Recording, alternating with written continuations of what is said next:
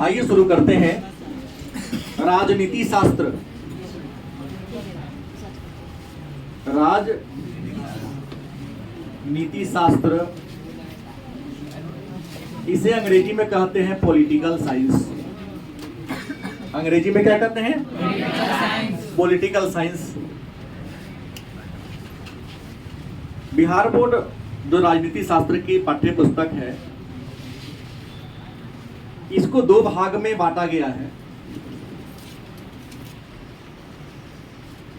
कहने के लिए राजनीति शास्त्र है, लेकिन स्वतंत्रता प्राप्ति के बाद के भारत का ये राजनीतिक इतिहास है। वास्तविक कहानी यही है इसकी। तो अभी जो राजनीति शास्त्र बिहार बोर्ड 12वीं कक्षा में हम लोग प्रारंभ करेंगे, इसके दो खंड हैं। एक है खंड अ और खंड ब। ये जो खंड अ है, इसमें हमको पढ़ना क्या है? तो 1947 ईस्वी के बाद भारत की राजनीति में क्या क्या चेंजिंग हुआ है। 1947 में 15 अगस्त को हमारा देश आजाद हुआ और 26 जनवरी 1950 को हमारा देश भारत क्या होता है? गणतंत्र होता है। तो 1947 के बाद अब तक 2024 तक हमारे भारत के राजनीति में क्या क्या चेंजिंग हुए हैं, क्या क्या बदलाव हुए हैं, भारत के किस प्रधानमंत्री के शासनकाल में कौन कौन से कार्य हुए, भारत के किस राष्ट्रपति ने कौन कौन सा कार्य किया, क्या जी, न्यायपालिका ने कौन कौन से अहम मुद्दा और अहम मुकदमा का डिसीजन दिया, गलत की सही, इन सारे बात का जिक्र खंड अ में करेंगे। और खंड ब की बात करते हैं तो 1945 ईस्वी में सेकेंड वर्ल्ड वार मतलब दूसरा महायुद्ध खत्म होता है। 1945 ईस्वी में दूसरा महायुद्ध खत्म होता है।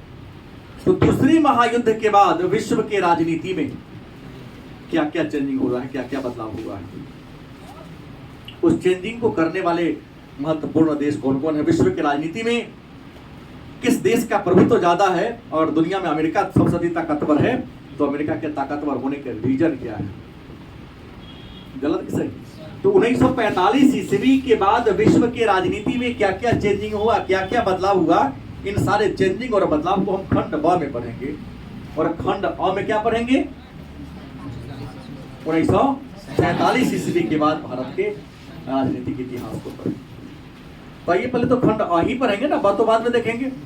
इसमें खंड अ का जो पहले का पाठ है उसका नाम है राष्ट्र निर्माण तथा उसकी समस्या। राष्ट्र निर्माण तथा उसकी समस्या, गलत की सही। राष्ट्र का निर्माण का मतलब हमारे देश का निर्माण, देश का गठन, और देश के गठन में निर्माण में क्या क्या दिक्कतें हुई, इन्हीं सारे बातों का जिक्र हम इस पाठ में क्या करेंगे। तो आइए शुरू करते हैं कि राष्ट्र निर्माण और राष्ट्र निर्माण की समस्या क्या है। तो राष्ट्र निर्माण पर एक बहुत बड़े शायर थे जिन्होंने एक शायर लिखा था कि सरहिंद ने आलम पे अकवाम आलम काफिला, काफिले बसते गए हिंदुस्तान बनता गया। ऐसे ही 1935 की अगर भारत की बात करें तो अफगानिस्तान, म्यांमार, बांग्लादेश, पाकिस्तान सब भारत था, गलत की सही। लेकिन आज का जो भारत है इसका भौगोलिक मानचित्र जो कि भौगोलिक स्थिति क्या है, अलग है, क्योंकि सिंध भी अलग हो गया, पाकिस्तान भी अलग हो गया, बांग्लादेश भी अलग हो गया, म्यांमार भी अलग हो गया, अफगानिस्तान भी। तो राष्ट्र निर्माण, जैसा कि हम सभी जानते हैं कि भारत 190 वर्षों तक इंग्लैंड का उपनिवेश रहा या इंग्लैंड का गुलाम रहा। 190 वर्षों की लंबी दास्तां के बाद 15 अगस्त 1947 ईस्वी को हमारा भारत क्या हुआ? आजाद हुआ। हाँ, 12 बजे रात को आजाद हुआ। और भारत के लोगों को मिलाकर कैबिनेट मिशन योजना ने एक संविधान सभा का गठन कर दिया और उस संविधान सभा ने क्या किया, कैबिनेट मिशन योजना के द्वारा चुने गए संविधान सभा के प्रतिनिधियों ने 2 वर्ष 11 महीना 18 दिन के अथक प्रयास के बाद हमारा भारत का संविधान बनाकर तैयार कर दिया और 26 जनवरी 1950 को हमारा संविधान भी क्या होता है, लागू हो जाता है और हम क्या बन जाते हैं, गणतंत्र बन जाते हैं। क्या बन जाते हैं? गणतंत्र का मतलब होता है कि देश का जो अध्यक्ष होगा, शासन का जो अध्यक्ष होगा, वह जनता के द्वारा चुना गया प्रतिनिधि होगा, कोई वंशानुगत व्यक्ति या खानदानी व्यक्ति, क्योंकि 1947 से पहले भारत में राजतंत्रीय शासन व्यवस्था थी। गलत कि सही? अब राष्ट्र निर्माण की समस्या काहे दे दिया भाई? तो हमारा देश 15 अगस्त 1947 को आजाद हुआ। आपको पता है ना, इस समय भारत में 11 ब्रिटिश प्रांत था। क्या था? ब्रिटिश प्रांत कितने थे? 11 ब्रिटिश प्रांत था और 565 देशी रियासत। गलत कि सही? ब्रिटिश प्रांत कितने थे? अंग्रेजों का राज्य। ब्रिटिश प्रांत का मतलब क्या होता है? अंग्रेजों का राज्य। और देशी रियासत का मतलब देश का राजा महाराजा। देश के राजाओं महाराजा का राज्य कएगो था और अंग्रेजों का राज्य कएगो था? 11 गो अंग्रेजों का क्या था? राज्य था। उस समय भारत का जो मानचित्र था, उस समय ब्रिटिश प्रांत के लिए लाल रंग, कौन रंग? लाल रंग। और देशी रियासत को किस रंग से? पीला रंग से डिनोट किया गया था, दिखाया गया था। तो भारत के जिन जिन इलाकों पर अंग्रेजों का राज्य था उसे लाल भारत कहा जाता था, क्योंकि मानचित्र में उसके लिए लाल रंग का प्रयोग किया गया। और जिन जिन क्षेत्रों में हमारे भारत के राजाओं महाराजाओं का शासन था, उसके लिए पीला रंग का यूज किया गया। इसको पीला भारत कहा गया। क्या कहा गया? तो हमारा जब भारत आजाद हुआ तो भारत के सामने कई प्रकार की समस्याएं थी। कोई कहता है ना, राष्ट्र निर्माण की समस्या क्या थी? देश तो आजाद हो गया, शासन कैसे चलेगा? मात्र 17% लोग पढ़े लिखे थे। हाथ पेट सबके पास था, हाथ सबके पास था, लेकिन हाथ के लिए काम नहीं था। पैर था, चलने के लिए सड़क नहीं था। ठंडी थी, गर्मी थी, लेकिन रहने के लिए बढ़िया घर नहीं था। बच्चे थे, पढ़ने के लिए विद्यालय नहीं था। शरीर था, तन था, ढकने के लिए कपड़ा नहीं था। क्योंकि आजादी जो मिली, हमारी अधूरी आजादी मिली।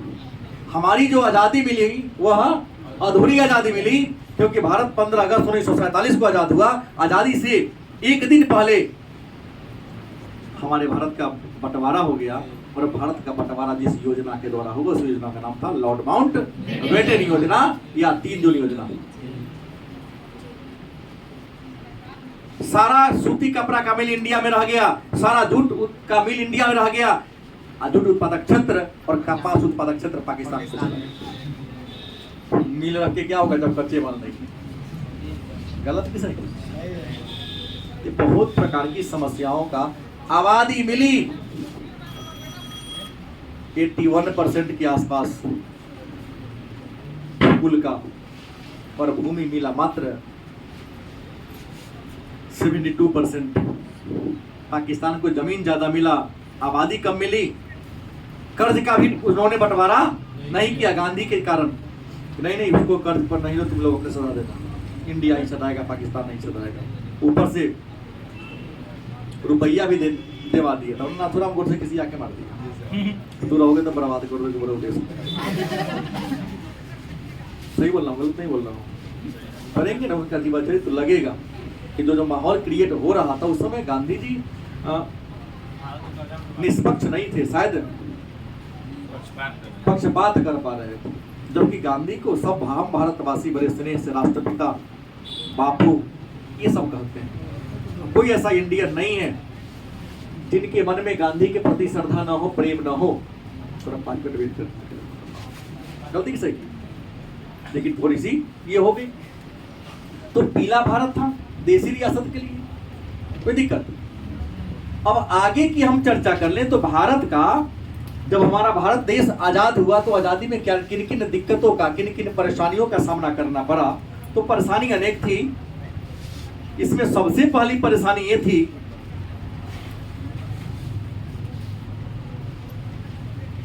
देसी रियासतों का एकीकरण का। गलत कि सही? क्योंकि आजादी के समय भारत में कितने देसी रियासत थे? 565 राजा महाराजा का राज था। और सबसे महत्वपूर्ण बात था कि भारतीय स्वतंत्रता अधिनियम 1947, जिस अधिनियम के द्वारा हमारा इंडिया क्या हुआ था? आजाद हुआ। तो उस अधिनियम में क्या कह दिया कि देसी रियासतों को अधिकार होगा कि उसको मन है तो इंडिया में रहे, मन है तो पाकिस्तान में रहे, मन है तो स्वतंत्र रहे।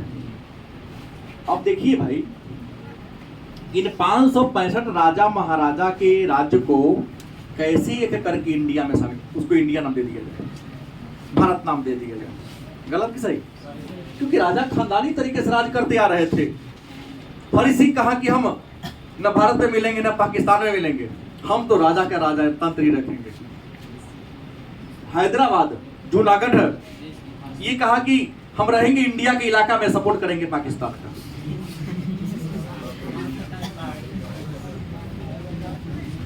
हमने कहा ना पॉलिटिकल साइंस इतिहास से ज्यादा रोचक विषय है, तार्किक विषय है।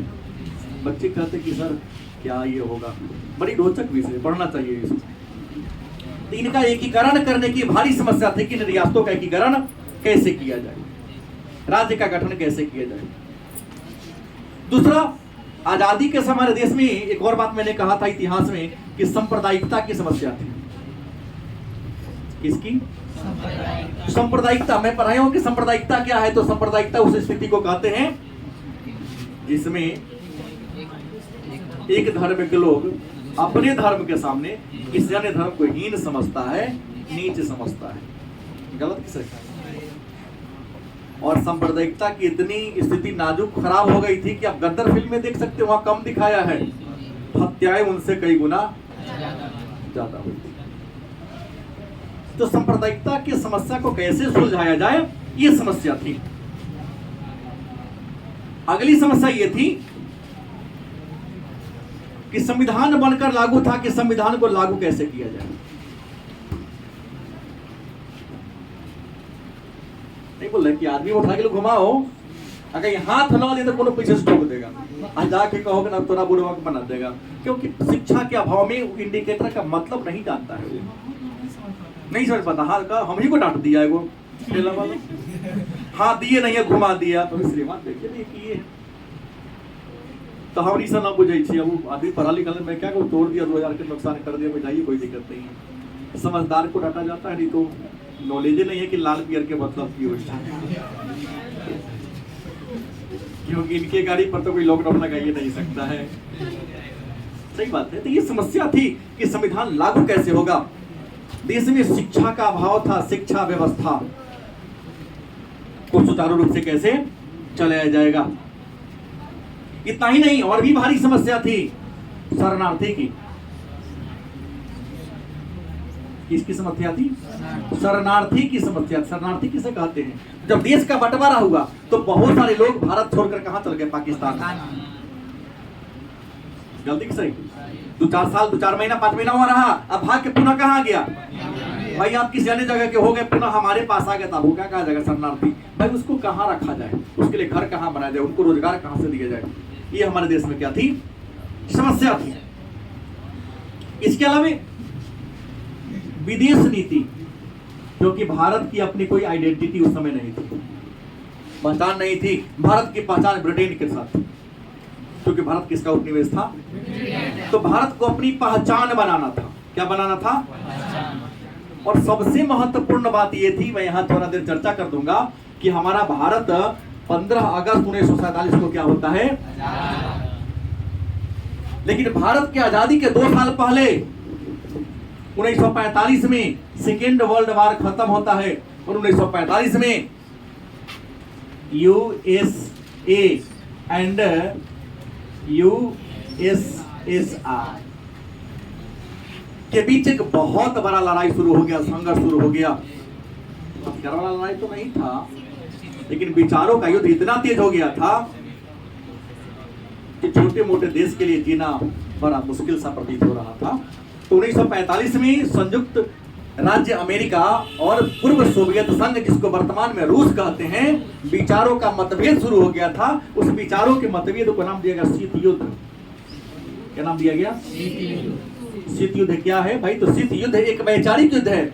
इस युद्ध में लड़ाई अस्त्र शस्त्र से नहीं होता है, लेकिन बातों का युद्ध इतना तेज होता है कि कभी भी सशस्त्र युद्ध का रूप धारण कर सकती है। गलती की सही? इस युद्ध में एक देश दूसरे देश को बातों ही बात में क्या करता है, नीचा दिखाने की कोशिश करता है। अखबार के माध्यम से, रेडियो के माध्यम से, समाचार पत्र के माध्यम से तो शीत युद्ध चल रहा था। यहाँ जहां अमेरिका विश्व में पूंजीवाद को फैलाना चाहता था, वहीं रूस साम्यवाद को फैलाना चाहता था। इंडिया तुरंत आजाद हुआ था। यहाँ बनाना था इसको विदेश नीति अपना। अगर अमेरिका के साथ जाता, पूंजीवाद को अपनाता, तो रूस इसका दुश्मन हो जाता। रूस सपोर्ट नहीं करता। अगर रूस के साथ जाता तो अमेरिका सपोर्ट नहीं करता। जैसे नवजात शिशु को डेवलपमेंट के लिए उसके माता पिता दोनों के सपोर्ट की जरूरत होती है। बड़ा होशियार होता है छोटा बच्चा, उसके मम्मी पापा उसके सामने हो, पापा पूछेगा तुमको कौन ज्यादा प्यार करता है, तो ना कुछ बोलेगा। मम्मी पूछेगी तो कुछ नहीं बोलेगा, ना तो बोलेगा बेटा दोनों बोलेगा। अगल बगल से पूछेगा तो दोनों का नाम ले लेगा। पापा अकेला पूछे तो हाँ प्यार करते हो, मम्मी पूछे तो मम्मी, लेकिन दोनों रहेगा तो कहेगा दोनों आदमी। स्थिति इंडिया की वही थी आजादी के समय। यहाँ दोनों मम्मी पापा जैसा हो गया था कि अमेरिका का सपोर्ट करेंगे तो रूस दुश्मनी बोलना पड़ेगा, हमको हेल्प नहीं करेगा, और रूस का करेंगे तो अमेरिका हमको हेल्प। जहां अमेरिका पूंजीवादी विचारधारा को फैला रहा था, वही रूस साम्यवादी विचारधारा को। तो भारत ने कहा कि नहीं, विदेश नीति तो बनाएंगे भाई जरूर, लेकिन नीति अपनाएंगे क्या? तो गुटनिरपेक्षता। क्या अपनाएंगे? माने हम कोनो गुट में नहीं रहेंगे, और दोनों के विचारधारा को हम क्या करेंगे? फॉलो करेंगे। अपने देश का हम क्या करेंगे? विकास करेंगे। और सबसे एक और महत्वपूर्ण समस्या और जान लो, लास्ट बात, कि सामाजिक और आर्थिक, सामाजिक व आर्थिक असमानता को कम करना।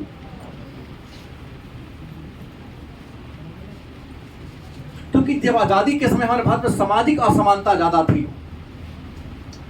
छुआछूत जाति प्रथा बहुत शिखर के लेवल पर था, और आर्थिक असमानता, एक आदमी के पास इतना था कि खा नहीं सकता था। हमारे नेहरू जी का कपड़ा पेरिस में धोता था, बालों बनवाना तो वहीं जाके बाल बनवाते थे। और एक आदमी ऐसा था जो इटालियन और इटालियन सैलून में बनवाते थे। इटालियन सैलून में बनाए हैं कभी? नहीं बनाए, देखे हैं। इटालियन बाजार में पीला रख ले जाता, वही पे बैठ के बनाने की भी किसी की औकात नहीं थी। पूरा था कि ऐसे हथौड़ी से कूट लिया छोरा को, ऐसे ऐसे करके दारू बना लिया जाता। और यहाँ लोग आज भी नए नए बदल के करते थे। तो इस हुआ कि भाई आर्थिक असमानता, गरीबी और अमीरी के भेद को दूर करना, आर्थिक असमानता, समाज में जाति प्रथा छुआछूत खत्म करना, सामाजिक समानता का कैसे दूर किया जाएगा? तो हुआ कि नहीं, इसको दूर करते गए आरक्षण के द्वारा। इसके द्वारा कि जो पिछड़ा है, चाहे शैक्षणिक रूप से, सामाजिक रूप से, आर्थिक रूप से, उसे थोड़ा सा आरक्षण देकर, सुविधा देकर हम उसकी स्थिति में सुधार। तो भारत की आजादी के समय अनेक सारी समस्या थी, इसमें एक समस्या मैंने चर्चा आपको किया। बाकी इन सभी समस्याओं पर एक एक करके हमको जिक्र करना होगा।